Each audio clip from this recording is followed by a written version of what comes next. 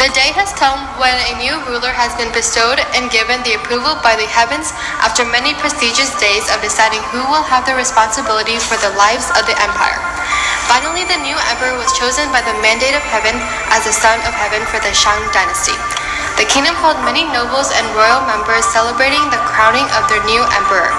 A giant feast was set out and many people were already enjoying wine. The clinking of cups and laughter celebrated with the men. Through the bright cheering, a rumble blasted through the air and interrupted them. Trying to from the quaking, the new emperor Jian Ming rushed towards the entryway of his palace. Water from the great river near the dynasty had risen and was pushing its way through the villages, taking everything in its path. Once the shaking and the water stopped, all the villagers of the dynasty came together near the previously active river. The horrible effect of the river's flood sparked a conflict within the villagers. The people knew it was a sign. It happened on the day of their new emperor's crowning. How can this be? The day our new emperor is crowned is the day that everything goes wrong, the citizen spoke. Jian Ming was shocked by what he was hearing and outraged about the disaster that hit on the day of his big celebration. This greatly angered the gods. A voice boomed towards Jian Ming. How can you be so ungrateful of the river's flood? I, Taiyi, the god of the sea, has blessed your land with a river and its great soil. How dare you take such things for granted? This was a gift to your crowning, and you have questioned my work. Jian Ming and the villagers frantically looked around for the voice. Don't you recognize the great gifts that I have created for you? You, the emperor, who is chosen by the very god of heaven himself. I have watched many dynasties grow and have seen them flourish exceedingly because of this great river. Each and every emperor has dwelled in a giant feast every year because of the fertile soil and the river has brought. And yet you dare to take this river for granted. I have seen you all unhappy with the river's gift. Since you all grumble and moan about the river, then I shall make this true for you disgraceful humans. I shall curse this river and with horrible floods that would destroy not only one village, but hundreds, Taiyi proclaimed. Before Jian Ming could respond, he heard screams and gasps below. The water from the river was rising once more. It was rising higher and higher. The water was increasing at an unnatural pace, and if it rose any higher, it would reach the destroyed villages. The water made its way towards the village. Jian Ming ran towards the river and used his mighty sword to deflect the water onto a different path. He quickly dug another path with one side of his sword, hoping to lead the flood to a different path. Jian Ming's swift actions changed the flood's direction and calmed the water. The heavens have sent us a message. This river was our warning. The mandate of heaven has made a mistake. The emperor is unworthy.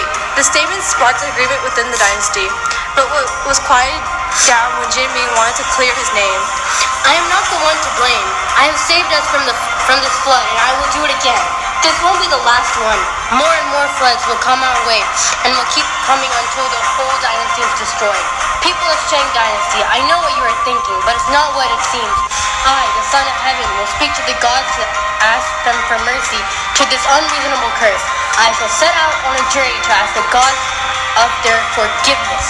Jian Ming declared as he set off in a journey to the heavens in the finest armor made of bronze, along with the best of weapons in the dynasty. Before he left his dynasty, a servant ran up to Jian Ming and informed him of a well-known oracle that has never failed to see the future to aid him in his quest. An oracle? Where must I go find him? Jian Ming questioned. It is told that he lives in a cave protected by a monster. The cave is located near the bottom of a mountain south of our dynasty, the servant explained. To get to the cave, Jian Ming had to travel towards a region that was known to have caused hallucinations and confusion.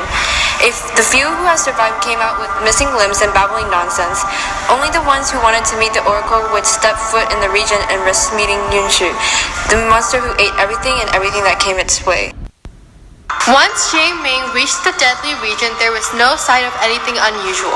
There weren't any trails to lead to his destination, but Jian Ming listened to a voice in his head and traveled towards the direction that was calling to him. He unconsciously walked towards a direction which led him to a cave. The cave was like no other. It was made out of human remains, which meant that the cave belonged to Young Zhu. Jian Ming cautiously walked into the cave, and an unpleasant smell hit his nostrils. It's I, the great emperor of the Shang Dynasty. Jian Ming exclaimed. A growl rumbled the cave, and a tongue shot out towards Jian Ming. Jingming dodged Yangzu's slimy tongue, grabbed it, and wrapped it around its head. Jingming sliced Yangzu's hand off. Yangzu, who eats anything in its path, had found his own hand and ate it, thinking it was the skillful emperor. Jingming quickly took the chance to slice off Yangzu's head, purple liquid spilling everywhere. No one can defeat me with this mighty sword, Jingming exclaimed. Once Jingming had defeated the monster, he was on his way to go meet the mysterious oracle who will show him the way to the gods. As he walked into the cave, he sees an enormous giant sitting on a stool, his back towards Jingming and a veil covering the oracle's face. The oracle turned around. It seems someone has gotten rid of Yongzhu. I have heard you are the oracle that knows all. I must ask you, how can I find Tai Yi, the god of the sea? You, a man who is able to hear my callings without losing his mind and mighty enough to defeat the vicious Yongzhu, have earned what you have came for. The god you are looking for is beneath the South China Sea, but to be able to enter his domain, you must possess the lotus of purity. The flower is found in the Chunghua temple. After learning the information that he needed to continue his quest, Jian began to follow the oracle's direction to the temple. The temple was not too far from Yongzhu's cave and was sitting on top of the small hill. As Jian went up the steps, a light voice welcomed him. Hello, traveler.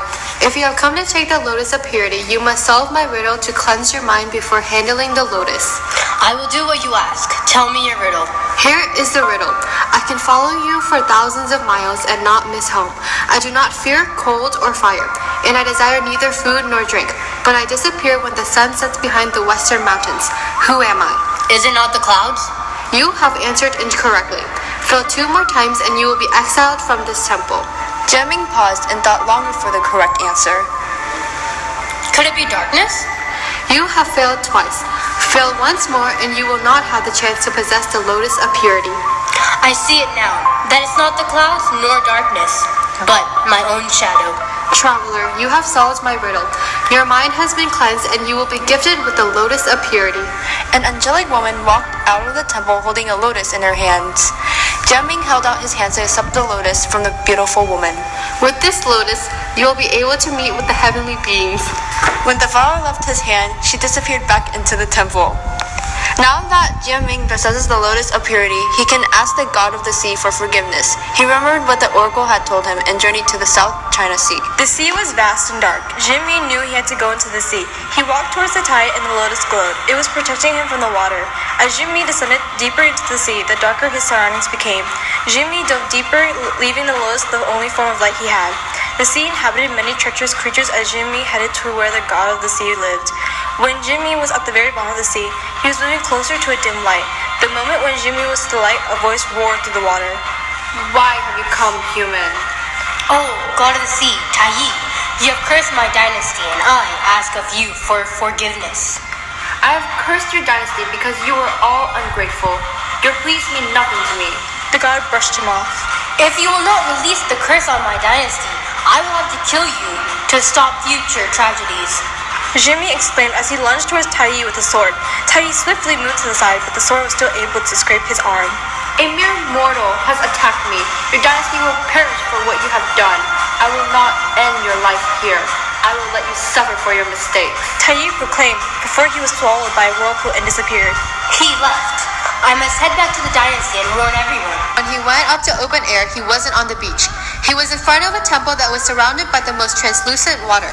There were individual stones leading the way to the temple, but when Jing stepped into the temple, he was met with 4 creatures: a dragon, a phoenix-like bird, a white tiger, and a black tortoise. Shang Jianming, Emperor of the Shang Dynasty, slayer of Yunshu, friend of the oracle, and the possessor of the lotus of purity. You have been called by the 4 celestial beings for what you have done with the meeting with the god of sea. The tortoise explained. Jingming was in awe of the creatures, but was more shocked when they accused him of doing wrong. What do you mean for what I have done? All I have done is try to protect my dynasty. You may have had good intentions, but it doesn't excuse for what you have done to a god. The dragon said. Punishment for attacking a god is death. I attacked the god of the sea to prevent the death of my people. Since you are so passionate of your dynasty's welfare, we will make a deal with you. A deal? At such a crucial time? Here are due, for it may be for what you wish for. We will stop the floods only if you pay with your life. But if you hold your life more dearly to you, live and watch the river bring disaster on your dynasty. Choose wisely, Emperor. The phoenix explained. Ming did not hesitate to answer. What kind of deal is this? For what choices you have given me, I will always put my dynasty before me. Very well, if that is your choice. It is my choice. Chill, will you show our guest out? The phoenix said towards the white tiger. Rong Qiu turned towards Ming, who was too exhausted to fight out with all his strength, gave one last punch to the tiger. Ultimately, Ming was defeated. The tiger had slashed his throat. The river stopped rising a few days after the emperor had left, and the villagers have never complained about the great river ever again. It was no coincidence. Everyone knew that their new emperor had sacrificed his life for their safety, and to honor and wish him well in the afterlife. They laid food of all sorts in front of his portrait so he could feast on them, once more in hope that he will protect the kingdom in the afterlife. A celebration was set every 8th day of the 8th month of the lunar calendar to honor the brave emperor, Ming, for many dynasties to come.